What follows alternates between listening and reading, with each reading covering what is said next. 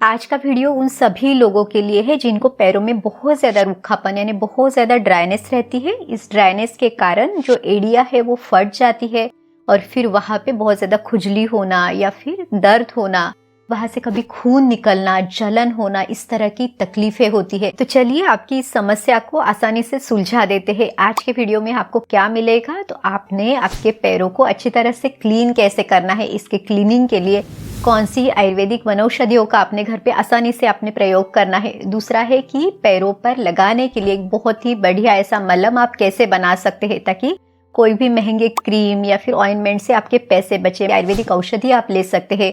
खान पान आपने कैसे रखना है, कौन सी प्रिकॉशंस आपने लेनी है, तो ये सभी चीज़ें हम इस वीडियो में जानेंगे। तो पूरी जानकारी के लिए आखिर तक हमारे साथ बने रहिए। नमस्ते, मैं हूँ डॉक्टर रूपाली जैन और आयुर्वेद फॉर एवरीवन में आपका स्वागत है।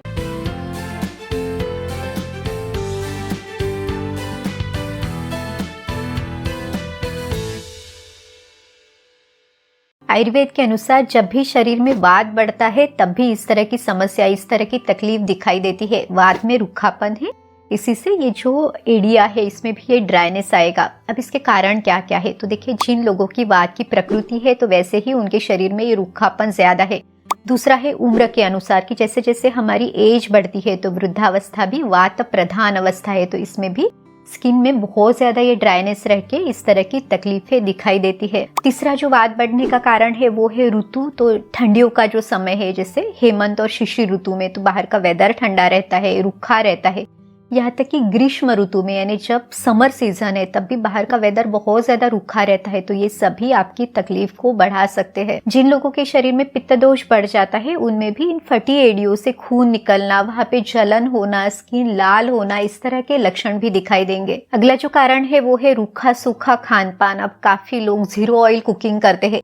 जब भी किसी को पता चलता है कि उनको ब्लड प्रेशर या कोलेस्ट्रॉल है तो सबसे पहले खाने में घी तेल इसको बंद किया जाता है, तो इससे शरीर में ये बहुत ज्यादा रूखापन आएगा और आपको वात बिगड़ने से, वात बढ़ने से भी बहुत सारे अलग अलग लक्षण या समस्याएं दिखाई देंगी। तो चलिए जानते हैं कि फटी एड़ियों से पूरी तरह से छुटकारा पाने के लिए कौन से आसान उपाय आप कर सकते हैं। सबसे पहला जो उपाय है, तो शरीर में स्निग्धता बनाए रखने के लिए सुबह खाली पेट आपने थोड़े से गर्म पानी में या तो घी या तो फिर तिल का तेल या नारियल का तेल, इसको 1 से 2 चम्मच डाल के आपने लेना है।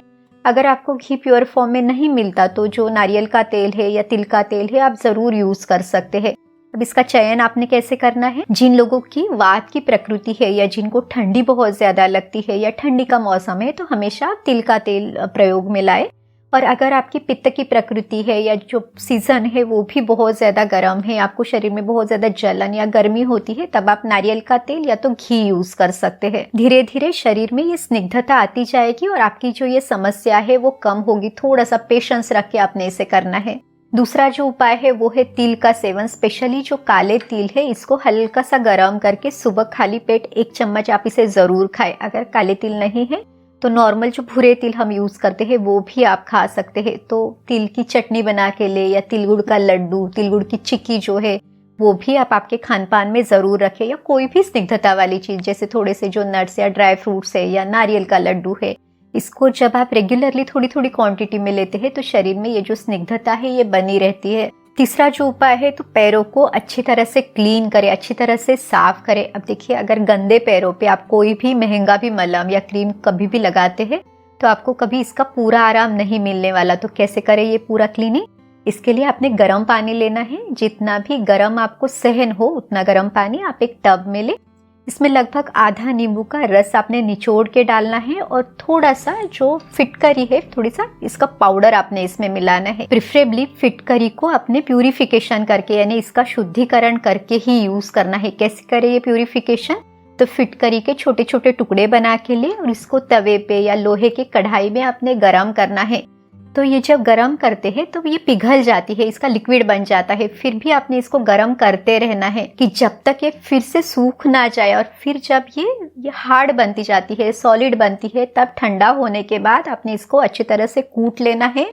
फिर इसे कपड़े से छान के इस तरह से एयर टाइट कंटेनर में आपने भर के रखना है। जब भी कभी भी आपको फिटकरी की ज़रूरत पड़े तब आप इस तरह की बारीक की हुई फिटकरी यानी इसका जो चूर्ण है वो यूज़ कर सकते हैं। अब ये जो पानी हमने पहले लिया इसमें नींबू डाला है और इसमें ये जो फिटकरी का पाउडर है ये लगभग पाव चम्मच आपने मिलाना है। इसको बहुत ज़्यादा क्वांटिटी में आपने नहीं डालना है। अब देखिए जब पाव बहुत ही ज़्यादा गंदे हैं तब हमें उसको क्लीन करने के लिए और भी कुछ मेजर्स की ज़रूरत है। तो जैसे आपके पास अगर रीठा है तो रीठा भी बहुत अच्छे से क्लीनिंग करता है। जैसे बाल धोने के लिए जब हम रीठा यूज़ करते हैं तो इससे बहुत अच्छे से झाग आता है। तो आपने क्या करना है कि पानी में इस रीठे के छोटे छोटे टुकड़ों को उबाल के फिर उसे छान के इसी टब में आप ये जो हमने पहले फिटकरी और नींबू का रस वगैरह देखा उसके साथ ये रीठे का पानी भी थोड़ा सा मिला सकते हैं ताकि अच्छी तरह से झाग आए और आपके पैर क्लीन हो सके। यहाँ तक कि अगर आपके पैरों में इन्फेक्शन है तो जो त्रिफला है तो त्रिफला का चूर्ण भी आप यूज़ कर सकते हैं या त्रिफला का काढ़ा बना के उसको मिक्स कर सकते हैं। तो अपनी ज़रूरत के अनुसार आप ये कॉम्बिनेशंस यूज़ करें। तो सिर्फ नींबू का रस और थोड़ा सा फिटकरी का चूर्ण आपने यूज़ किया तो भी चल सकता है। अब पैरों को आपने अच्छी तरह से 10 मिनट वगैरह इसमें डुबो के रखना है और फिर इसको अपने स्क्रबर से या मोटे कपड़े से अच्छी तरह से घिस के वहाँ पे जो डर्ट है उसको साफ करना है। ये जो गंदगी है इसको अच्छी तरह से निकाल देना है। फिर से पैरों को धो के अच्छी तरह से कपड़े से पोंछ के लिए इस तरह से पैरों का क्लीनिंग आपने पहले करके लेना है। चौथा जो उपाय है तो घर पे आप आसानी से एक मलम कैसे बनाए, इसके लिए जो तिल का तेल है वो लगभग 100 ml आपने लेना है और इसमें हमें मिलाना है बी वैक्स।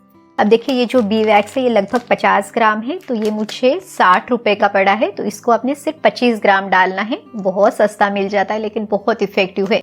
तो तिल के तेल को आपने गर्म करने के लिए रखना है और फिर ये जो बी वैक्स है इसको थोड़ा सा इसके छोटे छोटे पीसेस करके इसमें आपने इस तेल में डालना है। तो ये पिघल जाएगा पूरा अच्छी तरह से। फिर आपने इस तेल को पूरा ठंडा होने तक रुक जाना है ताकि ये अच्छी तरह से फिर से ये जमने लगे।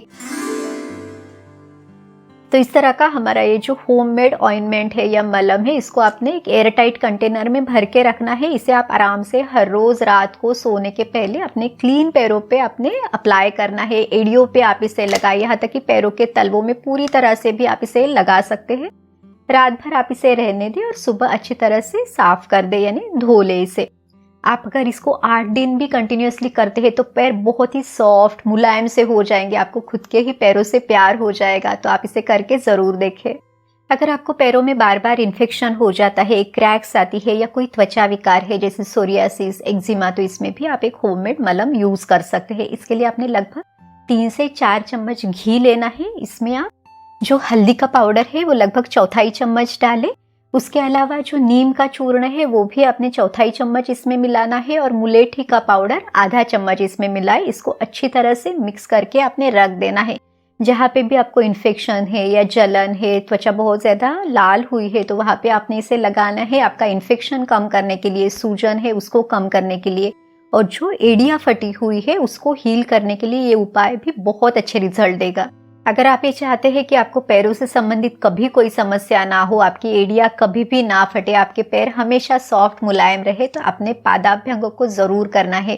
इसे आयुर्वेद में दिनचर्या में करने के लिए बताया हुआ है। कैसे करें? तो आप जो तिल का तेल या नारियल का तेल या गाय का घी ये कोई भी आपके पैरों के तलवों में अप्लाई करना है।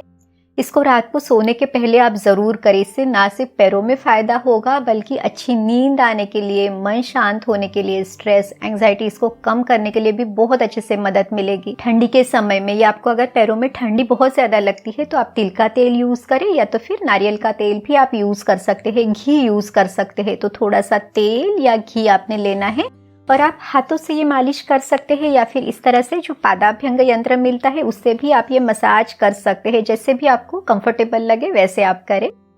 इसको कम से कम 5 से 10 मिनट तो भी आपने दोनों पैरों के तलवों में करना है और फिर आप जब सोएंगे तो आपकी नींद और अच्छी होगी और पैरों की भी जो आपका स्वास्थ्य है वो भी हमेशा अच्छा रहेगा। तो पादाभ्यंगों को भी ज़रूर अपनाएं।